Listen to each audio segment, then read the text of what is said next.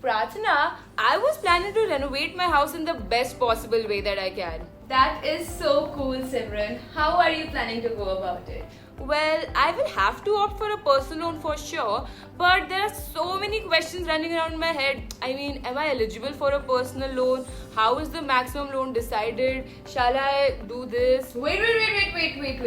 You are not the only one with so many questions, I am sure. So today, why don't we answer some personal loan FAQs? Well, that's an amazing idea. Hey guys, this is Simran from ClearTax. And this is Prarthana from ClearTax as well. And today, both Simran and I will be answering some frequently asked questions on personal loans. So what are we waiting for? Let's begin. Starting from the basics, what can I use for a personal loan? Well, a personal loan can be used for almost any type of expense ranging from big ticket appliance purchases and home renovations to luxury vacations and debt consolidation. Some other cases where personal loans may be useful to include are payment of unexpected medical bills, investment in business, fixing your car, down payment of a new house, and much more.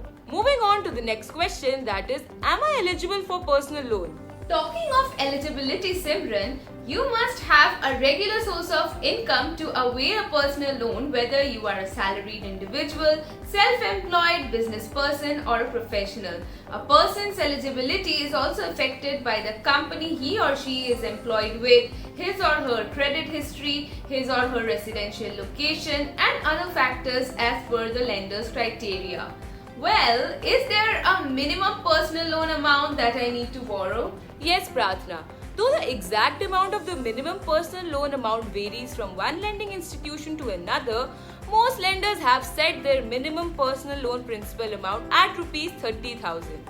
Moving on to the next question, that is, how is the maximum loan amount decided? Good one, Simran. When calculating the maximum personal loan amount in case of salaried people, the bank or financial institution takes care that the EMI does not exceed 30% to 40% of the applicant's take-home salary.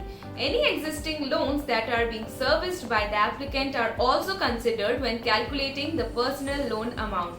And for self-employed, the loan value is determined on the basis of the profit earned as per the most recently acknowledged profit or loss statement, while taking into account any additional liabilities such as current loans for business, etc. that the applicant might have.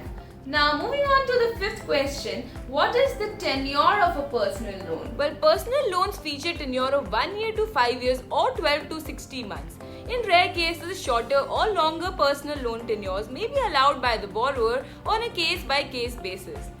Moving on to the next question, that is, can I apply for a personal loan jointly with my spouse? Yes, absolutely. Personal loans can be applied either by yourself or together with a co-applicant. The co-applicant needs to be a family member like your spouse or parents.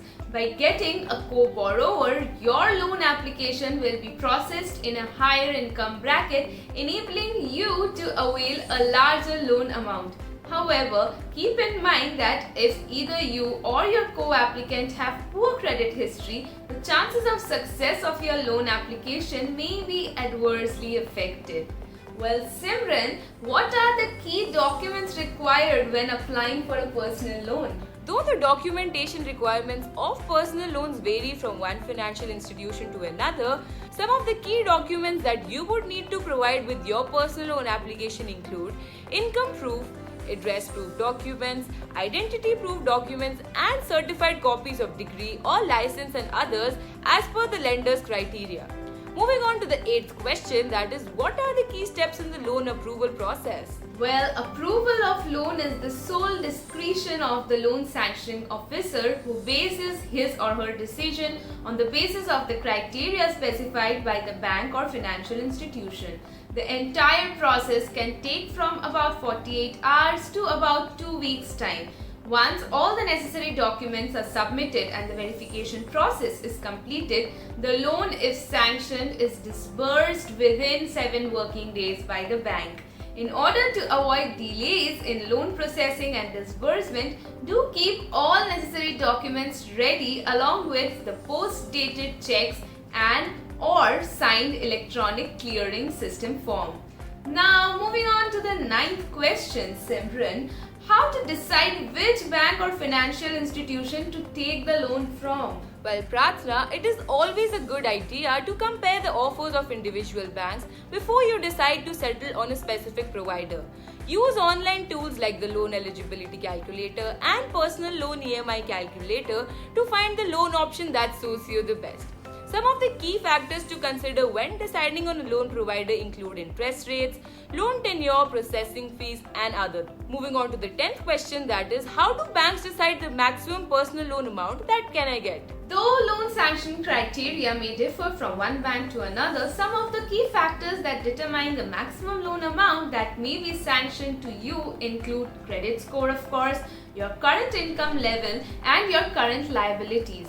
A high credit score closer to 900 shows that you have serviced your previous loans and or credit card dues in a proper manner, which would lead lenders to feel that you are a safe borrower, leading to the sanction of a higher loan amount.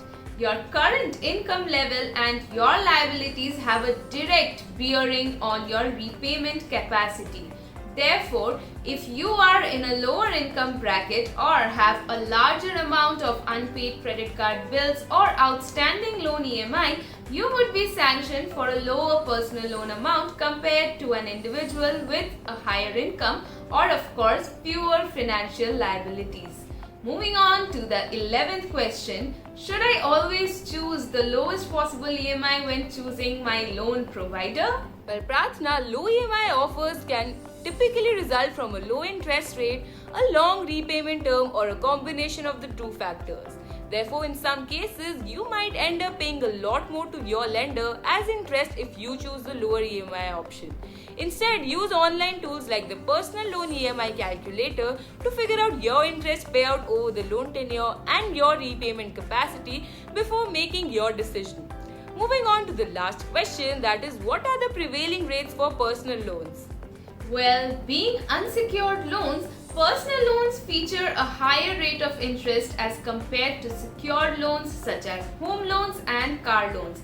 At present, many leading banks and NBFCs in India are offering personal loans at interest rates as low as 10.99%. However, the rate of interest applicable to a specific applicant would be cognizant on key factors including credit score, income level, loan amount and tenure, previous relationships, savings account loans or credit cards with the lender, as well as other factors. Well, Prarthana, I think we have pretty much answered all the questions related to personal loan. But if you still have any, do not hesitate to ask them in the comment section below and we will try to reply to it as soon as we can. Absolutely, Simran. And also let us know if you want a part 2 of this FAQ video where we answer some more questions on personal loan related. Now do not forget to give this video a big thumbs up and subscribe to ClearTax's YouTube channel for regular videos on finance. Stay tuned and take care.